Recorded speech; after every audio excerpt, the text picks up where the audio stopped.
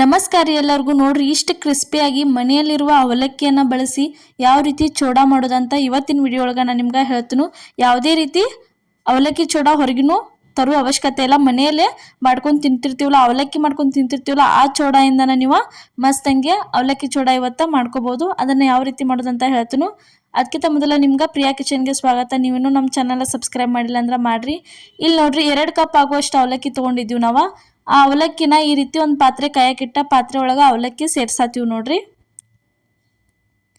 2 cup ಆಗುವಷ್ಟು ಅವಲಕ್ಕಿನ ಈ ರೀತಿ ಪಾತ್ರೆ ಒಳಗೆ ಹಾಕಿ ಬಿಸಿ ಮಾಡತ್ತೀವಿ ನೋಡ್ರಿ. ಇಲ್ಲೇ ಈ ರೀತಿಯಾಗಿ ಬಿಸಿ ಮಾಡ್ಕೋಬೇಕ್ರಿ. ಉರಿ ಸ್ಲೋ ಇಟ್ಟ ಬಿಸಿ ಮಾಡ್ಕೋಬೇಕು. ಉರಿ ಜೋರು ಇಟ್ರೆ ಅಂದ್ರೆ ನೀವು ಅವ ಹೊತ್ತಿ ಬಿಡ್ತಾವು, ಅಂದ್ರೆ ಕರ್ರಗೆ ಹಾಕವು, ಕಪ್ ಹಾಕವ್ರಿ. ಅದಕ್ಕೆ ನೀವು ಏನು ಮಾಡ್ಬೇಕಂದ್ರೆ ಉರಿ ಸ್ವಲ್ಪ ಸ್ಲೋ ಇಟ್ಟು ನೋಡ್ರಿ ಈ ರೀತಿ ಕೆಂಪು ಆಗೋ ತನಕ ಹುರ್ಕೋಬೇಕ್ರಿ. ಇದಕ್ಕೆ ಏನೈತಲ್ಲ, ನೀವು ಬೇಕಾದ್ರೆ 1 ಸ್ಪೂನ್ ಎಣ್ಣೆ ಹಾಕೋರಿ.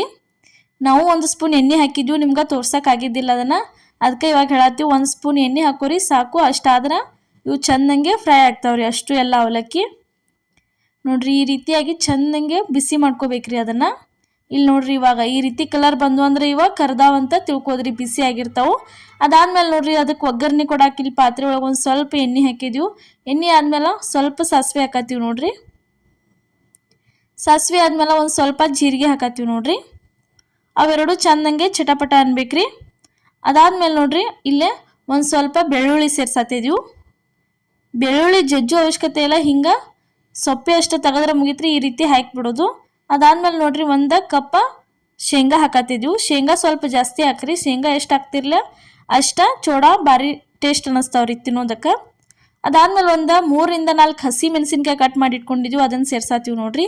ಇಲ್ಲಿ ನಾವು ನಿಮ್ಗೆ ಕೆಂಪು ಚೋಡಾ ಮಾಡಿ ತೋರ್ಸತ್ತಿಲ್ಲ, ಅದ್ರ ಬದಲಾಗಿ ನಾವು ನಿಮ್ಗೆ ಹಳದಿ ಚೋಡಾ ಮಾಡೇ ತೋರ್ಸತ್ತಿದ್ವಿ ನೋಡ್ರಿ. ಇಲ್ಲಿ ನೋಡ್ರಿ 1 ಕಪ್ ಪುಟಾಣಿ ಹಾಕತ್ತಿದ್ವಿ. ನಿಮ್ಗೆ ಬೇಕಾದ್ರೆ ಹಸಿ ಮೆಣಸಿನ್ಕಾಯಿ ಬೇಡ ಅಂದ್ರೆ ನೀವು ಬ್ಯಾಡಗಿ ಮೆಣಸಿನ್ಕಾಯಿ ಇರ್ತಾವಲ್ಲ ಮನ್ಯಾಗ, ಆ ಬ್ಯಾಡಗಿ ಮೆಣಸಿನ್ಕಾಯಿ ಯೂಸ್ ಮಾಡಿರಿ, ಅದು ಚಲೋ ಆಕೈತ್ರಿ ನೋಡ್ರಿ. ಇಲ್ಲೇ ಸ್ವಲ್ಪ ಕರಿಬೇವು ಸೊಪ್ಪು ಹಾಕತ್ತಿದ್ವಿ. ಕರಿಬೇವು ಸೊಪ್ಪು ಹಾಕಿ ಚೆಂದಂಗೆ ಮಿಕ್ಸ್ ಮಾಡ್ಬೇಕ್ರಿ. ಅಷ್ಟು ಎಲ್ಲ ಚೆಂದಂಗೆ ಕರಿಬೇಕಿದ ನೋಡ್ರಿ. ಈ ರೀತಿ ಕರಿಬೇಕು. ಅದಾದ್ಮೇಲೆ ನೋಡ್ರಿ ಇದಕ್ಕೆ ಒಂದು ಸ್ವಲ್ಪ ರುಚಿಗೆ ತಕ್ಕಷ್ಟ ಉಪ್ಪು ಸೇರ್ಸಾತಿದ್ವಿ ನೋಡ್ರಿ. ಇಲ್ಲೇ ರುಚಿಗೆ ತಕ್ಕಷ್ಟ ಉಪ್ಪು ಆದ್ಮೇಲೆ ಸ್ವಲ್ಪ ಧನ್ಯ ಪೌಡರ್ ಸೇರ್ಸಾತೀವಿ ನೋಡ್ರಿ. ಧನ್ಯ ಪೌಡರ್ ಆದ್ಮೇಲೆ ಸ್ವಲ್ಪ ಗರಂ ಮಸಾಲ ಹಾಕತ್ತಿದ್ವಿ. ಗರಂ ಮಸಾಲ ಆದ್ಮೇಲೆ ಒಂದು ಸ್ವಲ್ಪ ಅರಿಶಿನ ಪುಡಿ ಹಾಕ್ಬೇಕ್ರಿ. ಹಾಕಿ ಅದನ್ನು ಪೂರ್ತಿ ಎಲ್ಲ ಚೆಂದಂಗೆ ಮಿಕ್ಸ್ ಮಾಡ್ಕೋಬೇಕ್ರಿ. ಮಸಾಲೆ ಎಲ್ಲಕ್ಕೂ ಹತ್ತಬೇಕು ಅಲ್ಲಿ ತನಕ. ಈ ರೀತಿ ಒಮ್ಮೆ ಚೋಡಾ ನೀವು ಮಾಡ್ಕೊಂಡು ತಿನ್ರಿ. ಅವಲಕ್ಕಿ ತಿಂತಿರ್ತಿರ್ಲ, ಅವಲಕ್ಕಿ ತಿಂದು ಬೇಜಾರಾದಾಗ ಈ ರೀತಿ ಅವಲಕ್ಕಿ ಚೋಡಾ ಒಮ್ಮೆ ಟ್ರೈ ಮಾಡಿ ನೋಡ್ರಿ. ಈಗ ಮಸಾಲೆ ಎಲ್ಲ ರೆಡಿ ಆಗೈತ್ಲ, ಈ ರೀತಿ ಅವಲಕ್ಕಿ ಒಂದು ಬುಟ್ಟಿ ಒಳಗೆ ತೆಗೆದಿಟ್ಕೊಂಡಿದ್ವಿ, ಅದನ್ನು ತಂದು ಇದ್ರೊಳಗೆ ಸೇರ್ಸಾತೀವಿ ನೋಡ್ರಿ.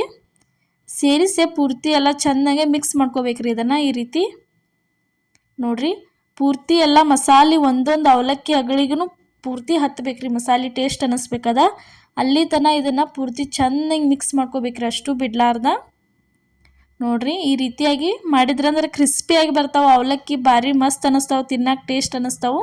ಸಡನ್ನಾಗಿ ಒಂದು 5 ನಿಮಿಷದೊಳಗೆ ನೀವು ಇದನ್ನು ಮಾಡ್ಕೋಬೋದ್ರಿ ನೀವು ರೆಸಿಪಿ.